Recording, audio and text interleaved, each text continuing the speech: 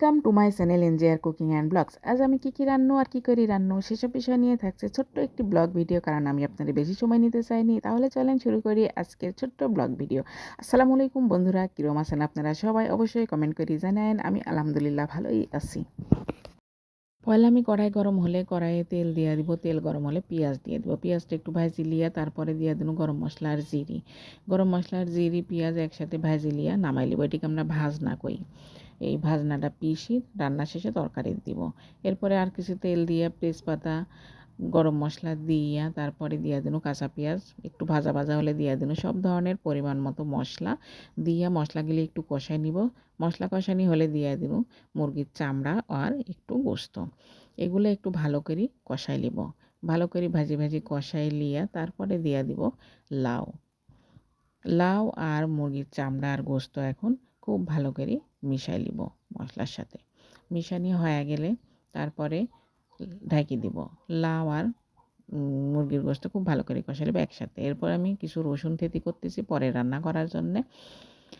মাঝে মাঝে ঢাকনা তুইলি লাড়াছাড়া করে দিব, তাহলে রান্নাটা ভালো হবে। এর মধ্যে আমি ভাজি লিছি, সেই ভাজনাটা ভালো করে পাটাত পিষি লিব।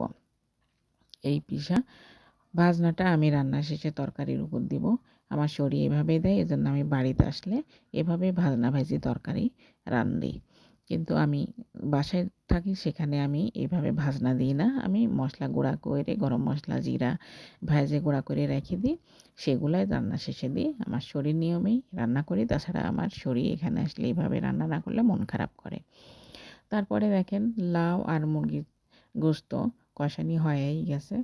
এখন আমি ঝোল দিয়ে দিব। ঝোলগুলা দিয়ে নাড়াচাড়া করে আবার ঢেকে দিন। ঢাকনার পরে কিছুক্ষণ রান্না করলেই তরকারি প্রায় হয়েই যাবে। এই যে হয়েই গেছে প্রায়, কালারও চলে আসছে সুন্দর। এখন আমি সেই পিষে রাখা ভাজনাটা দিয়ে দিব। ভালো করে দিয়ে লাড়াচাড়া করি, তারপরে আর কিছুক্ষণ রাখি, তাহলে রান্না শেষ হয়ে যাবে। সবজিটা আপনারা খান কি না আমি জানি না, তবে এবার আমি প্রথম রান্না করতেছি। এরপরে আমি রান্না করব আলু পেঁয়াজ এইগুলা দিয়া ছোটো মাছের চচ্চড়ি। এর জন্য পরিমাণ মতো সব মশলা দিয়া আলু পেঁয়াজ খুব ভালো করে কষলায় মাখাই লিব। কষলায় মাখাই নেওয়ার পরে তারপরে দিব মাছ।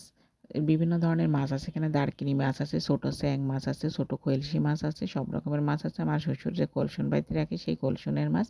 তারপরে দিয়ে দিব পানি দিয়া ভালো করে মিশাই লিয়া সমান করে দিয়া তারপরে ঢাকি দিব। ঢাকনা দিয়া ঢাকি চুলার উপর বসাই দিলেই রান্না হয়ে যাবে। এই দেখেন রান্না প্রায় হয়ে গেছে, আর একটু ঝোল আছে, তো আরেকবার ঢাকি দিলে তারপরে রান্না হয়ে যাবে। লাড়াচাড়া করে লিয়া ঢাকি দিন। এই তো রান্না হয়ে গেছে। আজ এ পর্যন্তই। আপনারা সবাই ভালো থাকবেন। আল্লাহ হাফেজ।